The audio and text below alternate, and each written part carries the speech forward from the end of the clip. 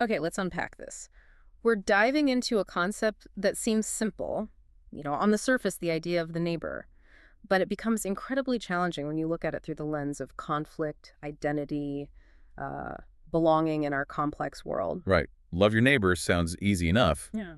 but then the question hits, who is your neighbor? Yeah. And the answer to that, especially when it gets tied to things like shared faith or identity, well, it can get surprisingly complicated. It absolutely can. And helping us navigate this complexity is a really thought-provoking paper. It's called The Common Faith Grenade, Reimagining the Neighbor by priest George Soradze. Yeah, and this isn't just abstract theology for him. His perspective is like deeply rooted in his lived experience. He was born and grew up in Sukhumi, that's a city in Abkhazia. Right, and Abkhazia, for context, is a region that, well, with Russian support, it's separated from Georgia. And because he's ethnically Georgian, he was displaced. Can't live in his home city anymore.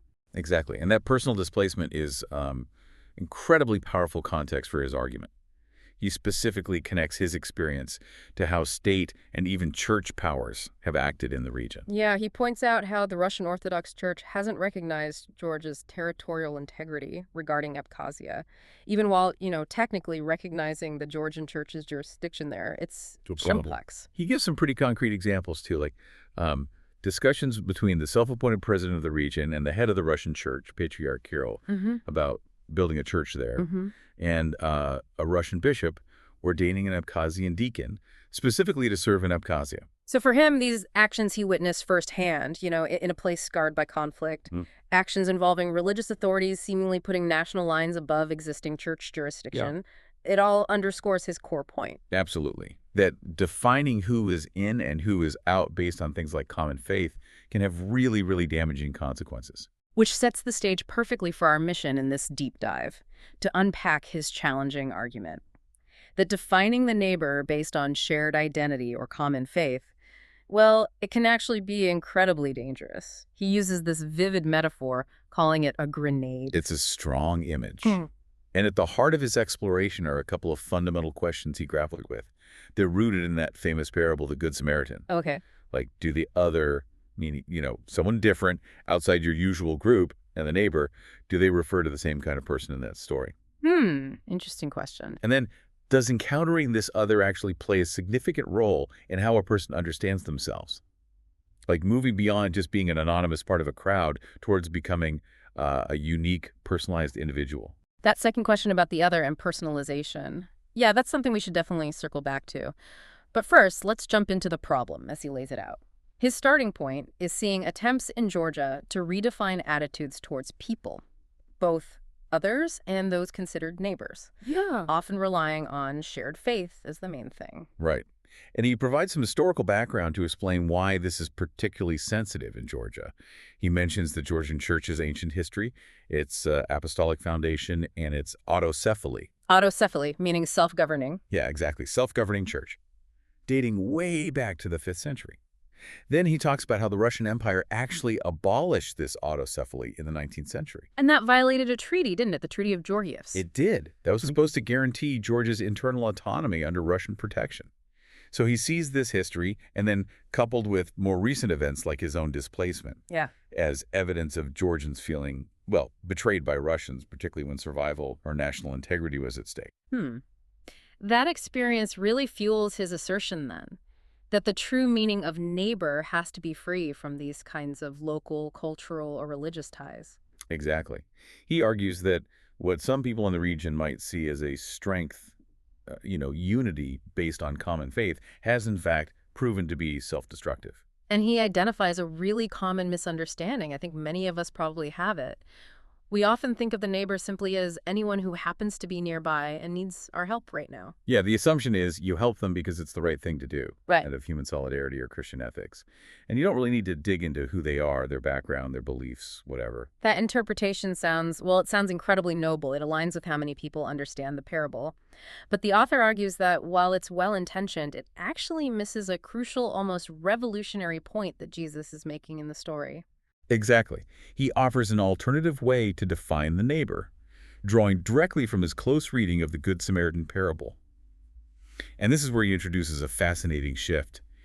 He argues Jesus moves the definition from an ethical meaning, Like how you should act towards someone in need. Right. From that to an ontological meaning. Ontological, meaning what the neighbor fundamentally is. Precisely. Okay, so wait. If it's not just about how you should act, but about what the neighbor is at their core, what does that mean in the parable? Okay, so this is where it gets really counterintuitive. Yeah. He argues that Jesus, when he answers the lawyer's question, who is my neighbor? He doesn't point to the injured man lying in the ditch. He doesn't say he's the neighbor. Really? So who then? He defines the neighbor as the one who showed mercy, the Samaritan. Wow. So the person in need isn't the neighbor, but the person who helps is. That completely flips the common reading. It absolutely does. And according to the author's interpretation, the injured man returns to life, not just because he got some help, but because he encountered the other. The Samaritan, someone different. Yes. The neighbor, in this view, is the one whose action enables the injured person to stay alive, to continue their being. And in this profound sense, the neighbor actually resembles God, who called us into existence and gives us the chance to continue living. Okay. And he sees Jesus' instruction to the lawyer, go and do likewise. He doesn't just see that as go help people. He sees it as go become that kind of neighbor. Act like the one who showed mercy. Yes, precisely. This leads right to his definition. The neighbor is the one who saw, who noticed the injured person, who acted for their benefit, and crucially, who entered into a relationship with them. So it's not just about being nearby. Not at all. They are the one who willingly comes closest, provides critical life-saving care in that moment, and hears the other person at a really fundamental level. It's the action and the connection that defines them. That really does shift the focus, away from the state of the person needing help, towards the action and the relationship started by the helper. And he connects this back to the big commandment, right? Love God and neighbor. He does. He sees a profound similarity there, like in Matthew 22. Yeah. According to him, both God and the Samaritan became the neighbor to the injured man by entering into communion with the other. So it's not about finding someone you already have stuff in common with. It's about reaching what he calls this event of communion, looking beyond similarities or differences to forge a new connection. Exactly. He suggests that really fulfilling the commandments requires participating in this spirit of communion, this active relational encounter. Okay. So this understanding sets up a critical point then. What happens when you don't prioritize this act of communion, this relationship, but instead you rely on something like shared identity or common faith to define who your neighbor is? Yeah. That's where he introduces the danger, what he calls the common faith grenade. He expresses real concern about what he observes happening now, especially in Georgia, an attempt to frame certain things, maybe Western culture or liberalism, as an enemy, while simultaneously seeing, say, the Russian church as a neighbor based on shared theology like monotheism or shared conservative or nationalist values. But he pushes back hard against that. Very strongly. His counterargument is stark, he says. His neighbor is the one who gives him freedom.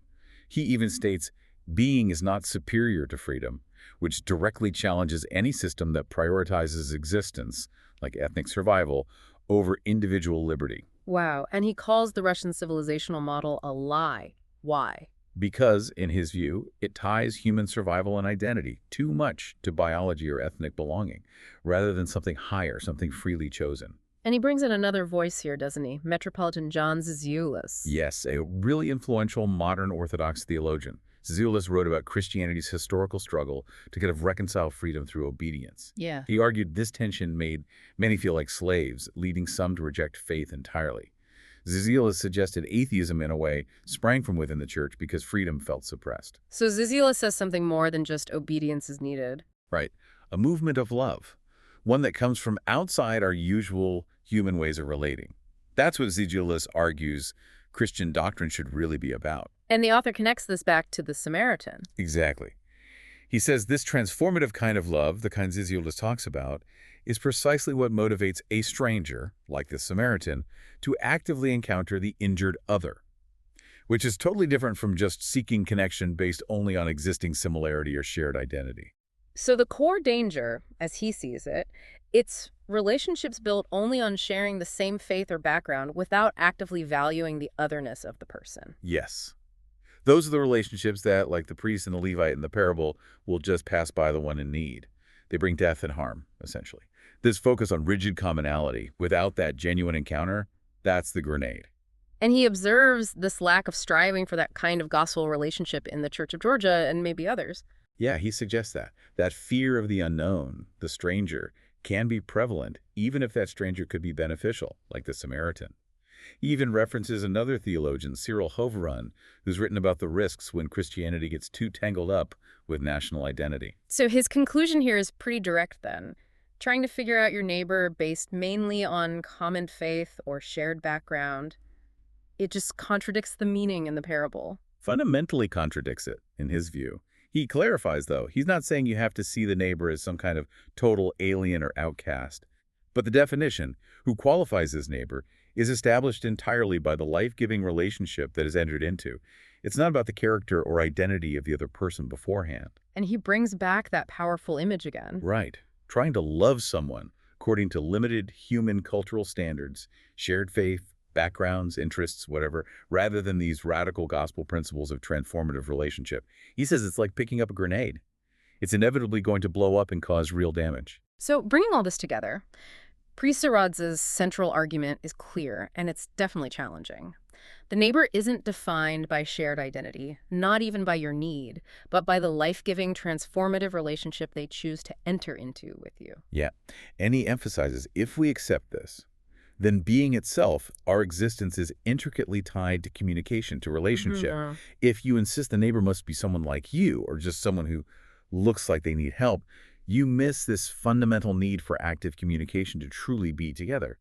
You end up reducing being to just, I don't know, keeping up an idea of goodness or likeness based on pre-existing categories. So in his view, neither someone who is totally other nor even a co-believer automatically gets the title neighbor. Nope, no privilege there. It's the quality of the relationship, the act of entering into communion that truly counts. It really forces us to look past the labels, doesn't it? Past the groups we put people in, and instead focus on the actual encounter, the connection that brings life. This deep dive really pushes us, I think, to rethink a concept we thought we understood pretty well. It kind of asks you, the listener, to consider, how do you typically define neighbor in your own life, your interactions? Is it based on shared background or belief or just physical closeness or simply seeing someone in need? And if you take the author's perspective seriously, the true meaning isn't about who the other person is or even necessarily what they need, but it's about the transformative, life-giving relationship they enter into with you, mirroring how God relates to us. Well, what does that mean for the connections you have? Yeah.